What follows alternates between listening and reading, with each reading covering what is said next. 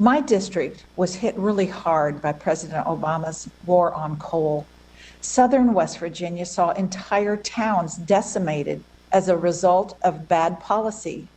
As the coal mines were shuttered, entire communities lost restaurants, machine shops, grocery stores, and countless jobs. Under the Trump administration, we saw our economy start to turn around. Now, President Biden has announced a new climate initiative with a focus on green jobs.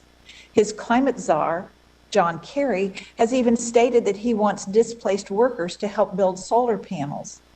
However, these green jobs retraining programs have not been successful in the past. As we reevaluate TAA, we must ensure that we are not focusing on such failed training initiatives, but instead to focus on job creation. Further, we need to focus on policies that create jobs like TPA, GSP, and MTB. Taking workers that have worked the same job for most of their adult lives and retraining them is no easy feat. Coalfields Development Corporation in my district does just this. This program focuses on market-driven and employer-driven solutions, not top-down mandates.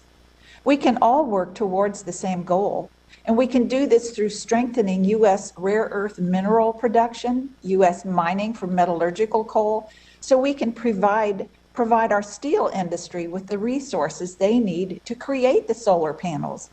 This is the market-driven approach that we need to have. Mr. Bishop, I ask for unanimous consent to insert this article by Brent Orrell and Mason Bishop from February 16, 2021, entitled Biden's Green Jobs Mirage into the record, please. Without objection. Thank you. Mr. Bishop, in your recent article in Real Clear Policy, you talk about the challenges facing federal government green retaining programs. Can you discuss some of the facts that you've discussed in this article and how we should be focusing on creating jobs rather than canceling them?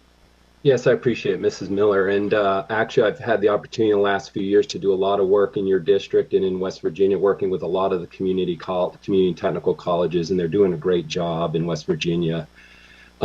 Real quick, again, I would just emphasize that we spend billions of dollars on job retraining programs and reskilling programs, and we've heard Mr. Otto actually today talk about the training he got in welding and using, I assume, American Welding Society standards and TIG and other welding. These are the same individuals who are being impacted by the shutdown of the Keystone XL pipeline. So the Mr. Ottos of the world are exactly who are getting laid off and who are losing their jobs through those executive orders.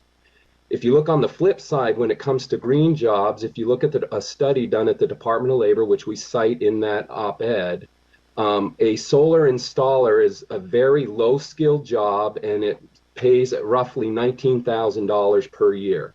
So essentially, we have policy now through executive order where where workers who are high-skilled through welding and other technical skills training jobs are losing their jobs and being told that they can get $19,000 and $25,000 per year green jobs. I just think that's poor workforce development policy and runs counter to what these training programs are spending money to do, which is to upskill people for the jobs that actually exist versus low-skilled, low-wage jobs like green jobs, solar panel, and even some of the wind energy jobs.